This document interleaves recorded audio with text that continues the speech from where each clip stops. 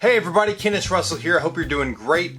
I've got a set of inexpensive in-ear monitors I want to tell you about. Check it out.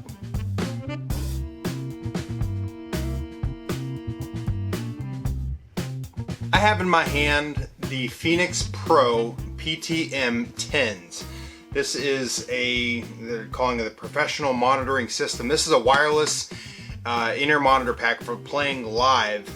And give you a little bit of background, I've been in search of an inexpensive unit for a while that will suit my needs and you know, kind of have all the bells and whistles and not be like an outrageous price. And this very well may be the best in-ear system on the market right now for the price. And I have three other systems like I'm comparing it to. One of them is more expensive significantly, and then there's a couple others that are about the same price range as this. So let me open this up and let me show you what you get in the package and what all is happening here. All right, comes in a case in itself. You know, it's nice if you want a case. The reason why I say it's not that great is these things popped off and I had to figure out how to get them back on. But it is a nice case. Everything is, you know, padded on the inside here. I'm gonna go to this camera. You've got the body pack here that you're going to be putting on your belt. It's got a power cable. The receiver itself, and we'll get to that in a second. It's got an antenna, a nice antenna. Sometimes these don't have nice antennas, believe it or not. Another thing that's nice about this is it has rack ears. So if you're rack mounting a bunch of these, especially, that's nice. Nice to be able to it comes with this. You don't have to kind of search for some aftermarket rack ears. It's nice that it has that. So that's a big plus. And then it has like a cable for if you wanted to make an extension on the antenna, you can do that, as well as a couple adapters as well. So, and then it comes with a set of headphones. And I listen to the headphones. Headphones are okay. You know, if they're all you have, they're going to get you by. But there's a lot of other headphones I'd recommend above these. But it's nice that they throw them in there. Some of the big boys on the market don't even do that. So let me plug this in. That way I can get it going. All right, you power it on. It's got a nice digital readout here, which is good. Now this is a real digital readout, so these numbers do change. It's not just set to what it is. It's one frequency.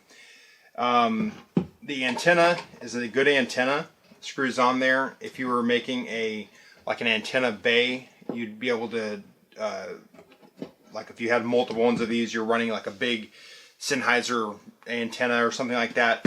You could take this antenna off and have other other antennas screwed in here. Anyway, it's nice that this is a removable antenna. Also, these have a tendency to break over time, especially if they're crammed in a rack. So it's nice that you could replace this if you wanted to, as opposed to something that's just kind of like hard on there. Which our church has the Audio-Technica M2 system, and you know, it doesn't have a detachable antenna. I don't understand that. On the back here, it's got stereo left and right, so you can run this stereo, which is great. So if you have stereo effects and that kind of thing, of course you're taking up 2 sends on your board to do that, but you can do that. And then it has a DB pad here. On the front side of things, it's got a headphone jack here. For the way that I'm running this, I've actually been setting it right next to my pedal board. So if I wanted to have like a headphone jack thing here, where, you know, maybe my pack batteries ran out or something like that, I could quickly plug into this and still have audio. But I've been using it mostly to test to make sure that this is working. So if I'm, you know, maybe I was on the wrong frequency or something like that, like I wasn't getting audio here, I could plug in the headphones and check to see if I'm actually getting audio to the unit, which is nice. It's got a volume for that as well, and then it has a volume for kind of like a master volume for the pack itself. On the top here, it's got a volume, a power, and then here is your line for your headphones themselves. To power it on, you just hold this down for a second. It takes about 5 seconds to boot up and get audio, and then it tells you what frequency you're on and what frequency you've got there. So that's nice. Open this up. One thing that's, believe it or not doesn't always happen. These are rechargeable batteries, and they fit in here nicely.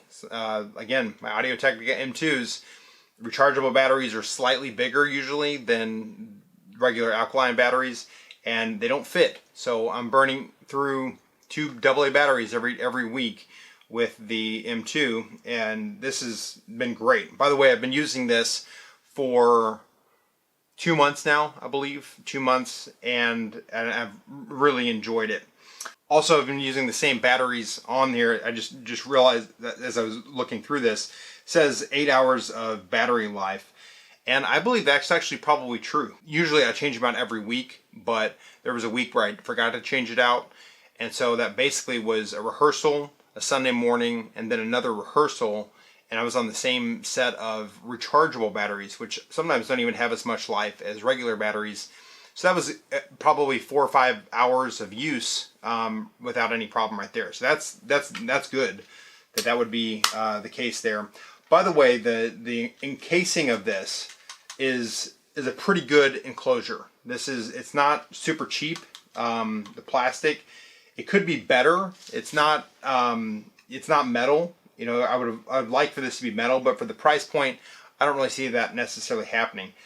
This is metal. The receiver itself is metal, which is nice, actually unexpected. The one downside that I don't like about this pack is this belt clip comes off very easy. So for whatever reason, for me, whenever I'm like trying to put it on my belt, like it gets off to the side somehow. And anyway, for me, this was, I can't even get it to do it right now, but the belt pack, it was popping off pretty easily for me. Maybe I had it not seated in there the right way, but I've ended up just kind of putting it in my back pocket. You can use the belt clip. It just takes a little bit more effort to make sure that this thing doesn't pop off. But that's the negatives so far, but the positives like far outweigh this as well. It's got automatic channel selection. Okay, so in order to set this, it's actually pretty easy how to set to synchronize these guys together. So I'm going to just show you really quick. I'm not going to get into a super in detailed description here, but I'll just show you how easy it is. If you hit set right here a couple times, it brings you into this mode where it's got groups and channels. So if I go over to group, I've got 10 groups, 11 groups. Okay, so 11 groups of, go to the next one. Okay, 6 channels per group. So it looks like there's 66 channels in this that you could do, if I'm doing my math right. So I'm going to do this. I'm in group 1, and I'm going to just go up to channel 5 and see what that does. So I'm going to hit set, exit. It's getting the frequency here. Okay, so 917.9. If you look on my pack, I'm at 912.425. So in order to, it's got this IR window right here. In order to get this to synchronize, I come over here and I just hit the set button and hold this. I think this IR right here reads the IR right here, and it synchronizes. So I'm going to just hit it. It's blinking. They're talking to each other. And then it synchronized them. Now we're both at 917.9.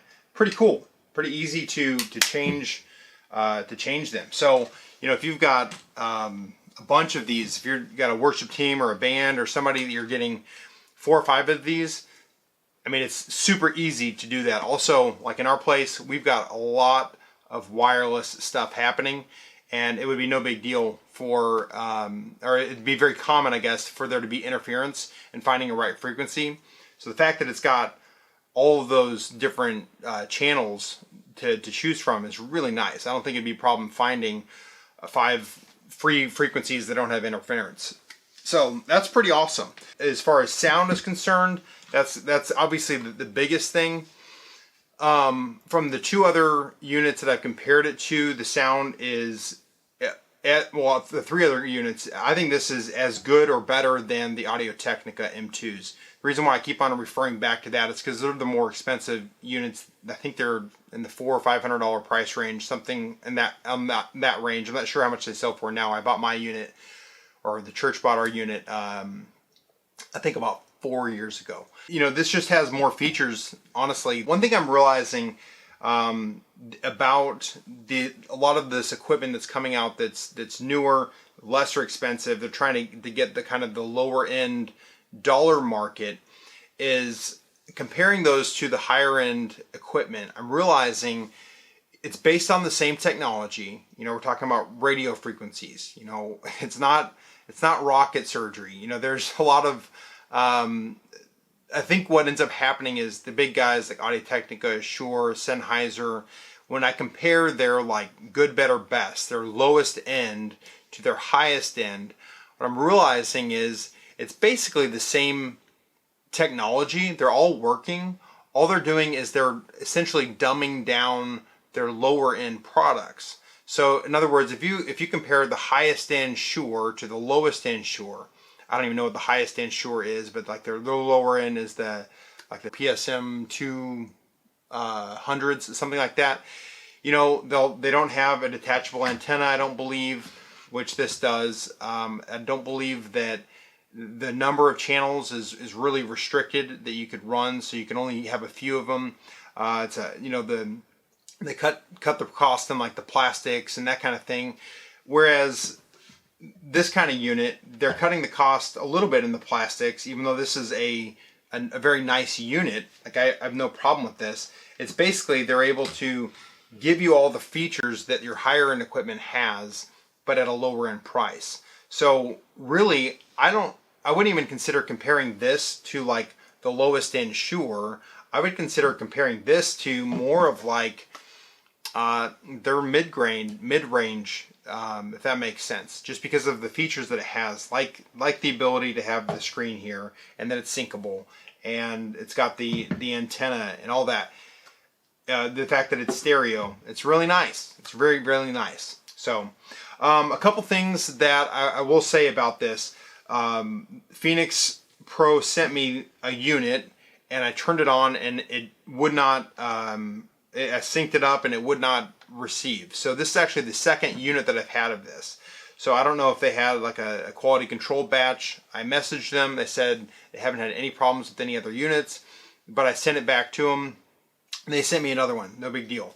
So I guess I would say if just test it out as soon as you get it to make sure that it's working. And if it's not, just contact them and get a new one sent to you.